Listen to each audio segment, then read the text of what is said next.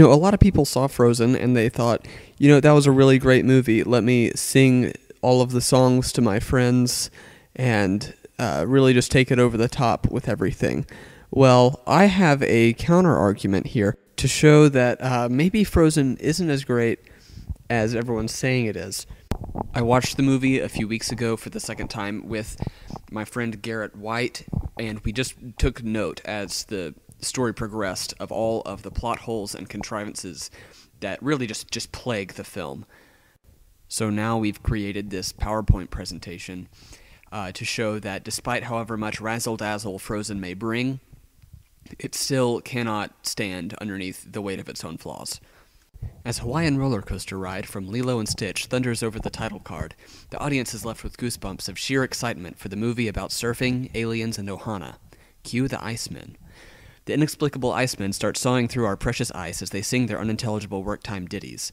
Surely these men and their ice-harvesting trade will play a vital role in this film. I better take note. Well, no, you really shouldn't. They're entirely irrelevant. The opening scene, complete with a musical number, has been a sly play for our attention while the real story is entirely elsewhere. Cut to a sleepy gal, all tuckered out, lying in her strangely large bed. Her sister comes and wakes her up. One of the first things we notice is the contrast in hair color. Anna is red and Elsa's is white, which is odd for a young child, but it's definitely clear that she is a child and not a little old lady baby. It's not like that's unclear, we get it.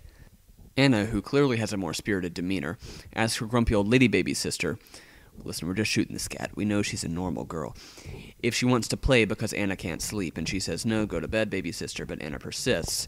And then at the mention of a snowman, Elsa's shrewd eye for fun gets the both of them down to the palace ballroom, where they begin to play with Elsa's magical power to manipulate ice. This is why we have quotations up there in the text version of this around the word normal, because she actually has magical powers to manipulate ice, and that's not normal at all. With us during our viewing session was first-time viewer Zachary Hanna, who we noticed has both a male and a female name. He astutely commented, "Well, that came out of nowhere." Yes, Zachary, it did. There's absolutely no background given as to the origin of Elsa's magic. And that isn't how fantasy stories work. People can't just access magic out of nowhere. In Aladdin, there's a genie, a clearly mythical character, or Jafar, who, as part of his character, is a sorcerer. In The Little Mermaid, Ariel makes a deal with a sea witch, and even as dumb as that decision is, we at least get why Ursula has those powers. In The Beauty and the Beast, an enchantress puts a curse on the beast, and there's no confusion about that, because she's a dang enchantress. Sure, magic is a product of fiction, but even within these fictional worlds, magic always follows rules. In Frozen, however, Elsa just happens to have these powers, and there's no indication as to how or why. So at no point in this movie did they address if anyone else has these powers. Zachary was tender and confused, and it was at this point when Zachary left our secluded viewing session in order to tend to his own needs. Here are some other questions that we have regarding the magic. Why can't Anna know about Elsa's magic? Why can't Elsa be around Anna at all? Why does Anna not have powers, or does she? No, she doesn't. Why does Anna still try to get Elsa to come outside after that many years of rejection? These stirring questions led us to a search of the source material, Hans Christian Andersen's The Snow Queen. In the original story, the magic came from the Dark Lord Satan. This is even more worrisome than our darkest dreams. Temporarily skipping ahead to the funeral of the king and queen, whose ship, much like our American hero Amelia Earhart, fell victim to the spooky mystery of the Bermuda Triangle. We notice that there seemed to be some sort of pagan runestone ceremony in memory of the deceased royalty. This worries us because it means that both of their eternal souls are certainly lost.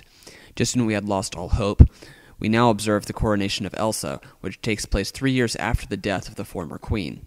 This raises the question of who has been warming their not-so-royal behind on the royal throne. Nevertheless, the coronation commences inside what seems to be a cathedral of sorts. The ringleader of this whole ceremony appears to be some sort of clerical figure. There's also a choir of singers, not angels, they do not have wings, who sing from the lofty heights of this fortress of worship. Given the clearly tumultuous religious state of Arendelle, we think that we can all agree that this is no time to be allowing the princess, future queen mind you, to be toying with the powers of the Dark One. Now back to the scene with the royal family and the trolls. We see Kristoff as a young rapscallion with his faithful reindeer cub overlooking the whole ordeal. "Trolls," he exclaims in disbelief.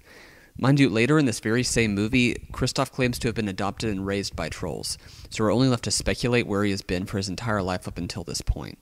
Kristoff overlooks the scene with the trolls and the royal family as they're trying to get the power of Satan out of Anna's hair.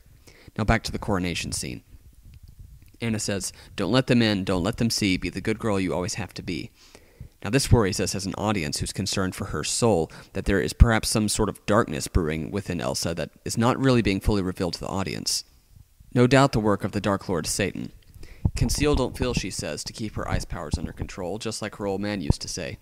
We don't really know why she says this. One possibility is that she, like us, is very puzzled by the seeming irrelevance. "Why did Dad keep saying that to me? I don't get it," she thinks. This is the most likely possibility given the absurdly enigmatic and impertinent nature of the phrase. For some reason, Elsa has some gloves, rumored on the web forums to be tailored from real horse leather, from a hardy breed, that keeps her ice at bay, like a cloud of baby powder to a colony of swarming bats, much like the ones in Jumanji starring Robert Williams. It appears to be very simple. Just don't take the gloves off, and then you'll not encounter any of the problems that create the plot of Disney's Frozen. But it seems as though Elsa really likes touching the candle in the little metal pumpkin thing because she's always taking her gloves off for it, which seems pretty reckless given her condition. But she insists, and it nearly ruins everything. This is followed by a ball to celebrate the way that she firmly held the pumpkin and is now queen. You'd think her gloves would freeze too, especially if they're horse leather. It's a fine material to be sure, but if her power is so pervasive that it endangers everyone she loves, then you'd think that maybe some little gloves, yes, they go to her forearm, but they're still little due to her petite hands, would not prevent much ice from escaping. It's worth noting that Anna and Elsa seem pretty friendly for sisters who have been separated due to one's unexplained staunch demand for absolute separation. Nevertheless, the two seem like old friends just shooting the scat with one another. Well, it must have actually bothered Anna because immediately after that conversation, she tells her new BF, Hans, "One day she just shut me out and I never knew why," with a tone that indicates that she was, in fact, deeply hurt by that. She sings a song with Hans where he says, "We finish each other's," as Anna interjects, "sandwiches." Now, what a classic gag. In fact, Michael Hurwitz wrote the exact same joke for Arrested Development Season 3, Episode 11, 7 years before Disney's Frozen. Maybe you say it was a nod to the TV show. No, it wasn't.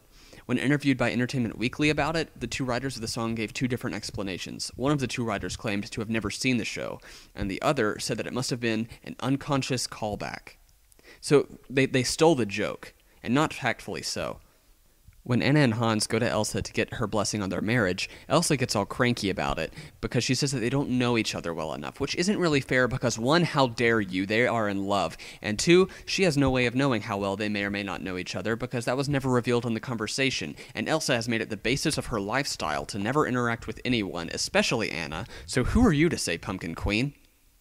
Anna tries to hold Elsa's hand to explain her commitment to Hans, and it makes Elsa very uncomfortable, probably because earlier that day, Anna was shown eating a lot of chocolate with her hands, and there's a good chance that she did not wash them, so there could have been some residue on her grubby little fingers that would have ruined the turquoise stain of her horse leather gloves.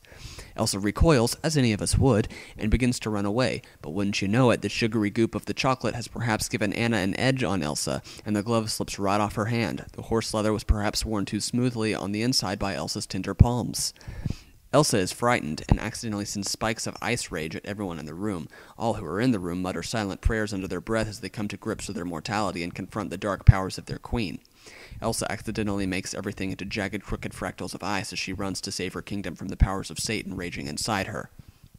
While upon Mount Crumpet, Elsa sings Let It Go, which, along with several of the other songs in the film, significantly lowers the bar for any and all lyricists. Let It Go marks the third song, along with Love is an Open Door and The First Time in Forever, that they have chosen to rhyme more and door.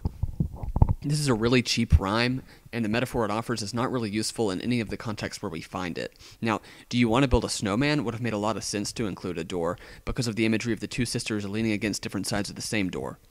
But they chose to use the imagery in the irrelevant songs instead. Disney has shown us in the past that they're capable of merging talented vocals, good melodies, and thoughtful lyrics, yet in Frozen, they really dropped the ball on the lyrics. Frozen's lyrics are just outright dumb, which is really kind of strange. Judging by the intricate designs on the staircase, Elsa apparently got a degree from Rivendell in ice architecture because by the time she makes it to the mountain, the utter lack of control that drove her away from humanity has developed into the ability to turn her clothes into different clothes completely and weave an entire castle out of ice. Ice that isn't quite as jagged and ugly. It looked pretty ugly just a few minutes ago when it froze everything on accident, but now her craft is really developed, and it's strikingly similar to the scene in Watchmen when Dr. Manhattan's giant glass structure comes out of the dust on Mars. Personally, it's hard to imagine anyone actually living in that castle because of severe lack of privacy, heating and ventilation systems, beds, access to running water. But, I mean, it definitely looks very cool. And by the end of the song, Elsa has stepped into this bad girl persona. She sashays her hips and slams doors in her house. And it's like, yeah, I can do that, because if I crack it, whatever. I built this house. It's mine. Even though I don't own the mountain, I didn't have a building permit, but I assumed that nobody would ask for one up here. I'm literally on Mount Crumpet. Any pre-existing claims to this mountain are on the inside of it, not where I am on the surface. The tunnels beneath where the foul Grinch stirs are no concern of mine.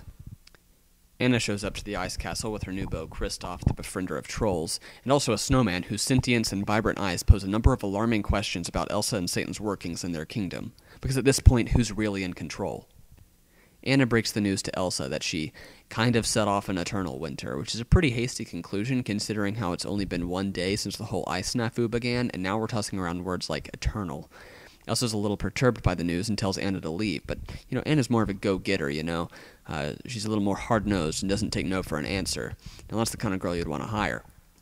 But Elsa really means it. She overreacts to the news and spews ice magic everywhere, and it hits Anna in the heart this time. Now there's trouble in River City. Elsa then creates a giant ice monster to spook Anna and company away from her beloved castle. This is probably a bad idea because the monster is really reckless and he doesn't seem to have Anna's safety in mind. The giant chases them down the mountain until he forces them all to rappel down a cliff, which again seems like a very irresponsible predicament to force your younger sister into, even in jest.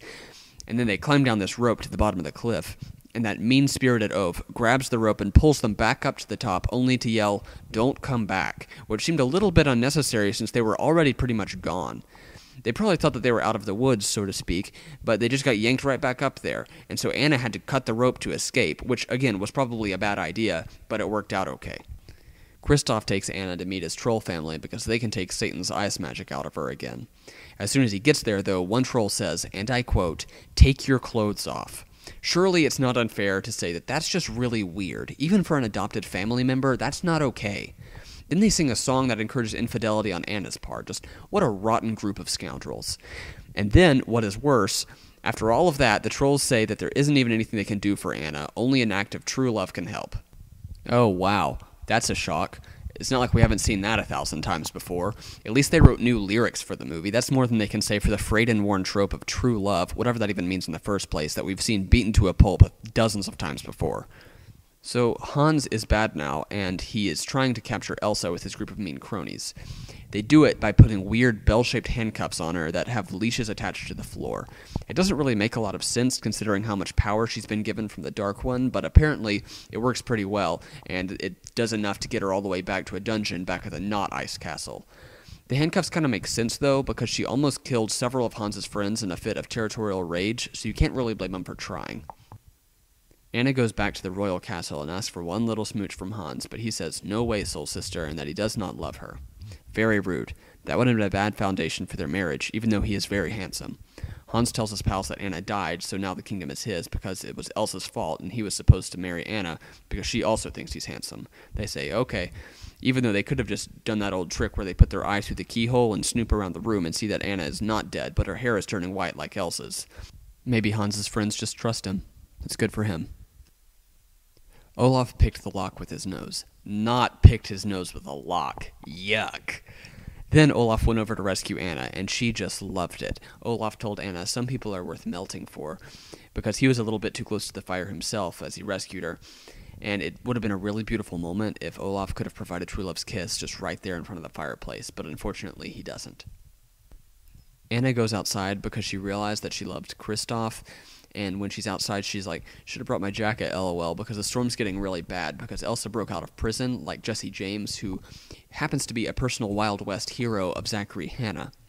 The storm is evidently pretty serious because ships are getting blown over when they're frozen down into the ocean that is also just frozen over, and the frozen ocean is cracking underneath their feet.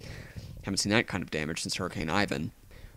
Hans then tells Elsa that Anna is dead, which makes the icy winds go away completely. This is strange because the tumultuous ice conditions are typically connected with Elsa losing control or overreacting to a given situation, feeling and not concealing. So one would imagine that the news of the death of her sister, as her own fault no less, would only make things worse. Luckily for the whole gang, it worked in their favor. Hans is not in the gang. I feel like I should clarify this. Hans's gang is just him and his friends who trust him. He could have been in the gang, though, if he had chosen to marry Anna, so don't don't feel sorry for Hans here. He has really done this to himself. This is his own choice. But then Anna steps in front of Hans right before he almost hits Elsa with a very cool and powerful sword, but then she turns to ice. Wow. Her hand is extended upward as it shatters the sword to Kingdom Come, and Hans is probably really scared because he both saw a girl turn into an ice cube version of herself, and also his sword just shattered. A single puff of breath just leaves Anna's gaping ice mouth. Now, whether or not this was due to her lungs collapsing isn't really specified. That wouldn't make sense if they were frozen solid, though. Maybe it was the power of Satan that Elsa had put into her, leaving her body as a little steamy ghost. And wouldn't you know it, her act of sacrifice was true love. Anna unfreezes, and they both just love it. It's so cool for them because they're sisters. Then Elsa figures out that all she had to do was love to begin with, and all the snow would melt. Love. Love thawed the ice. Not only is this irritatingly cliche, it just doesn't work. If love thawed the ice, then Elsa's choice to isolate herself for the greater good would have thawed the ice. It was misguided love, but it was still certainly love nonetheless. She isolated herself because she cared about other people and didn't want to hurt them. Love was never something that was separate from Elsa's character. It just took some fine-tuning in how she showed it. Now, here's an alternative ending that would have been very cool, and we could have talked about how cool it was in our sunglasses. From the very first scene that it shows Anna and Elsa, there's an obvious contrast between the two. Anna is more lively than Elsa, but even more obvious than that, their hair colors. From the very first scene, there's almost what seems to be like a designed expectation for the audience to think that Anna would have some kind of power as well, especially with how open-ended the whole magic power situation is. But they never addressed why Elsa has that power to begin with, so who even knows at this point, other than Elsa and Satan, of course. The point being here that they had written themselves into a hole with a problem that they had created, so they cut corners to make it work when they didn't have to, and more importantly, shouldn't have. It would have been so easy to give Anna some sort of powers related to springtime, but they didn't. Given the Nordic setting, springtime powers would have been extremely useful, and they would have contrasted the title of the entire movie in a really cool way. If only we were so lucky. Anyway, right after Arendelle is all thawed, Elsa goes back to the castle and everyone is so excited, and she makes the entire plaza in front of the castle into this ice rink, as if to say, hey guys, remember that time with the whole ice fiasco that nearly swallowed this entire kingdom as I turned my back on you all and embraced the powers of the Dark One? Well, it's back. And the whole crowd just goes nuts. This time they just love it for some reason. They're just eating it up, just hooting and hollering. They start ice skating on it as if that wasn't an option earlier. It's a cute ending, no doubt. But I still couldn't help but feel a little bit cheated that they used the music from Lilo and Stitch at the very beginning, and nothing about this movie was like Lilo and Stitch.